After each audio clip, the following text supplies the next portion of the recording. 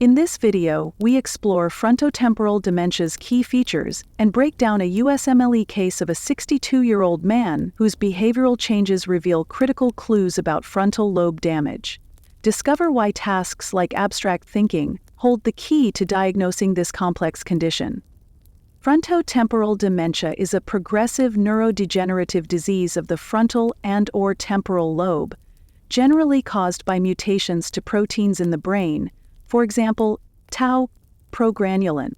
Pick disease, formerly used synonymously with frontotemporal dementia, is actually a specific subtype of frontotemporal dementia that can only be diagnosed pathologically. Therefore, the two terms are not synonymous. Onset of frontotemporal dementia usually occurs in middle-aged individuals, 40 to 60 years. Early symptoms are characterized by inappropriate social behavior, for example, disinhibition, apathy, but patients typically continue to exhibit normal intelligence and orientation. As the disease progresses, patients may develop motor deficits and akinetic Parkinsonism as an end-stage syndrome. Diagnosis of frontotemporal dementia is based on a combination of factors, including the clinical criteria of dementia and possible frontotemporal brain atrophy on CT or MRI. Further diagnostic procedures may be considered to rule out other possible causes of dementia.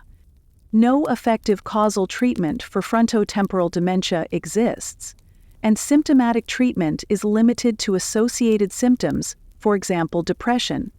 The disease usually has a fatal outcome within 6 years.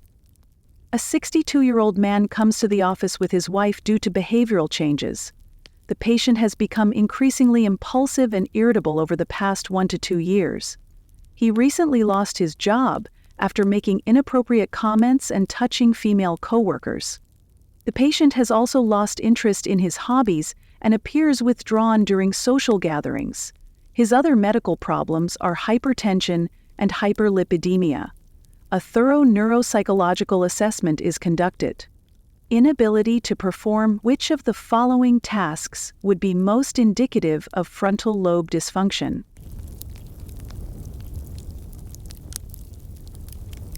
The correct answer is B, describing similarities between a watch and a ruler. The frontal lobes are involved in a wide array of functions, including personality, language, motor functions, and executive functions. Executive functions include abstraction, planning, impulse inhibition, attention, and working memory. Abstraction may be tested by asking a patient to describe the similarities between two objects. For example, a watch and ruler both measure things.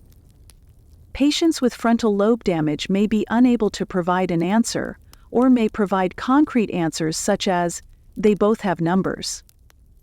Because of its role in personality and impulse inhibition, processes that damage the frontal lobe, for example, traumatic brain injury, frontotemporal dementia, may lead to significant changes in behavior. Behavior change is more likely with bilateral rather than unilateral injury. Patients with frontal lobe injury may be disinhibited, socially inappropriate, irritable, and impulsive. Choice A. Impaired language comprehension, that is, Wernicke aphasia, results from lesions in the dominant superior temporal gyrus. Choices C and D. Patients with lesions in the dominant angular and supramarginal gyri, located in the parietal lobe, may have right-left disorientation and finger agnosia, that is, inability to recognize fingers. When these symptoms are accompanied by agraphia, that is, inability to write, and acalculia, that is, inability to perform arithmetic, it is known as Gerstmann syndrome. Choice E. The inability to recognize a familiar face, that is, prosopagnosia, may result from lesions in the fusiform gyrus, located in the temporal and occipital lobes. Educational objective. The frontal lobes are involved in personality, language, motor functions, and executive functions, for example, abstraction. Frontal lobe function may be diagnosed by testing Abstraction ability, for example, asking about the similarities between two related objects on the mental status examination,